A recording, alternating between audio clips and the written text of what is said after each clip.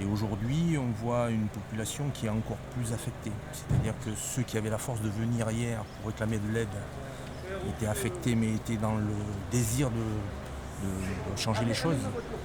Ceux qui étaient vraiment prostrés sont restés chez eux et aujourd'hui ils viennent avec des situations beaucoup plus complexes. Vous disiez, c'est un monde qui s'effondre pour eux, c'est ça? Oui, pour certains, il y a plus les besoins fondamentaux ne sont plus assurés, c'est-à-dire qu'il n'y a pas d'endroit sécure, il y a la peur que ça revienne, et puis il y a tout un pan de leur vie qui est parti, des gens qui ont perdu des souvenirs personnels, et puis la peur aussi, puisqu'il y a des gens qui décrivent très bien, pour eux c'était comme une mitrailleuse qui leur tirait dessus, les grêlons qui tapaient sur les volets, et puis l'eau qui montait, et puis pour certains la confrontation à la mort. Oui. Qu'est-ce qu'on leur dit dans ces moments-là? On essaie de les apaiser.